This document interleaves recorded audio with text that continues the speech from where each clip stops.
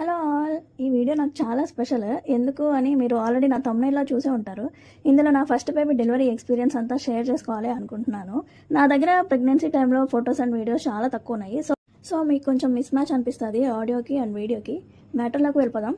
ఈ వీడియోలో మీరు చూసేదంతా నిశాంత్ని. మాకు మ్యారేజ్ అయిన కొన్ని డేస్కి నేను కన్సీవ్ అయ్యాను. ఇప్పుడు అందరూ చూపిస్తున్న అంత సర్ప్రైజ్ అయితే అవ్వలేదు, బట్ వీ వర్ హ్యాపీ. ఇంట్లో చెప్పాము.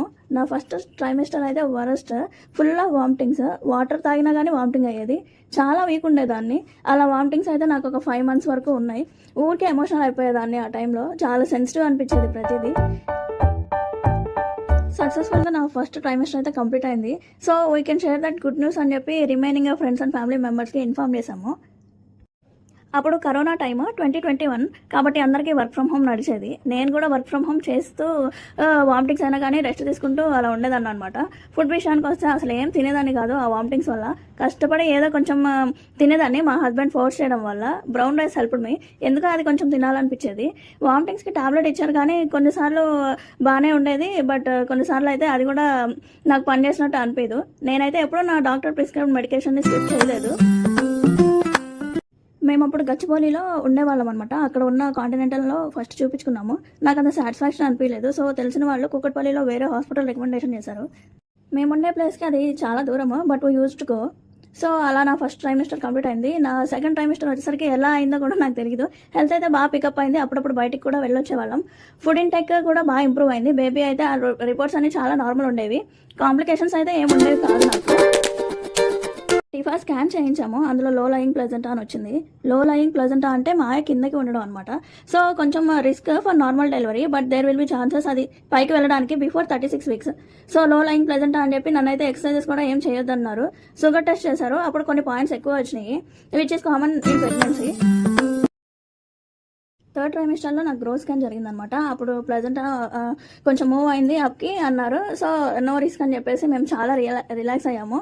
9th month వరకు నేను మా హస్బెండ్తోనే ఉండేదాన్ని. హైదరాబాద్లో నేను మా హస్బెండే ఉండేవాళ్ళము. ఇద్దరము మేనేజ్ చేసుకుంటూ చూసుకున్నాము. ఇంకా 9th month వచ్చేసరికి ఇంటికి వచ్చేసామన్నమాట, హోమ్ టౌన్కి. హస్బెండ్ వాళ్ళు సీమంతం చేశారు. ఆ తర్వాత అమ్మ వాళ్ళ ఇంటికి డెలివరీకి వచ్చాను. అమ్మ వాళ్ళ ఇంటికి వచ్చిన 2 weeksకి నాకు డెలివరీకి జాయిన్ అవ్వమని చెప్పారు. అప్పటికే బేబీ వెయిట్ కూడా బాగానే ఉంది అన్నారు. సో మేము డెలివరీ ముందు రోజు ఈవినింగ్ జాయిన్ అయ్యాము. ఫార్మాలిటీస్ టెస్ట్ అన్నీ చేయించుకున్నాము. నాకు అప్పుడు సర్వీస్ టెస్ట్ చేశారు డాక్టర్. సర్వీక్స్ ఓపెన్ అయింది అన్నారు. ఎర్లీ మార్నింగ్ 4కి ఒక టాబ్లెట్ వేసుకోమన్నారు లేబర్ ఇండ్యూస్కి. చాలాసేపు సన్న నొప్పుల్లా వచ్చినాయి అనమాట. సన్న నొప్పులు అంటే మనకి పీరియడ్ టైంలో వస్తాయి కదా, అట్లాగా. మార్నింగ్ 10:30కి మళ్ళీ సర్వీక్స్ చూసి వాటర్ బ్రేక్ చేశారు. అప్పుడు స్టార్ట్ అయింది బాగా హెవీ పెయిన్స్. ఎనీమా కూడా ఇచ్చారు. ఎనీమా వల్ల ఏమైందంటే మోషన్లో అంతా స్టమక్లో ఉందంతా పోతుంది అనమాట. ఇంకా స్టార్ట్ అయింది నాకు సినిమా. అప్పటి నుండి పెయిన్స్ ఎలా వస్తాయంటే 10 seconds హెవీ పెయిన్స్ వస్తే ఒక 5 seconds గ్యాప్ వస్తాయి అనమాట. ఈ పెయిన్స్ వచ్చేటప్పుడు బేబీ కరెక్ట్ పొజిషన్కి తిరుగుతుంది అంటారు. బాగా హెవీ అయ్యాయి. ఏడవాలనిపిస్తుంది, కానీ ఏడిస్తే మళ్ళీ బీపీ పెరిగి బేబీ హార్ట్ బీట్కి ప్రాబ్లం అవుతుందని ఏడవకూడదు. నర్సెస్ కూడా అదే చెప్తారు, ఏడవద్దు, బీపీ చెక్ చేసుకోవాలి, బేబీ గురించి ఆలోచించండి అని చెప్పి. పెయిన్స్ ఎంత హెవీగా వస్తే మనకి డెలివరీ అంత తొందరలో అవుతుంది అన్నట్టు మనకి చెప్తారనమాట. మీకు పుష్ చేయాలి అనిపిస్తే చెప్పండి అని చెప్పి. ఇంకా నాకు ఒక మూమెంట్లో పుష్ చేయాలి అనిపించింది. చెప్పిన వెంటనే వాళ్ళు నన్ను చెక్ చేసి బేబీ హెడ్ కనిపిస్తుంది అని చూశారు. అప్పటిదాకా వేరే రూమ్లో ఉంచారు. తర్వాత వెంటనే ఆపరేషన్ థియేటర్కి తీసుకెళ్లారు. అన్నీ అరేంజ్ చేసుకున్నారు. తర్వాత ఇంకా అందరూ నర్సెస్ డాక్టర్ అందరూ పుష్ అంటూ ఉన్నారనమాట. బాగా ట్రై చేశాను, బట్ కాలేదు. డాక్టర్ చెప్పారు ఇంకా బేబీ హార్ట్ బీట్ తగ్గుతుంది అని. ఇంకా వెంటనే ఐ పుష్ సో హార్డ్. మా బేబీ నిశాంత్ గారు అయితే బయటకు వచ్చాడు. అప్పుడు ఆఫ్టర్నూన్ 1:30 అయింది.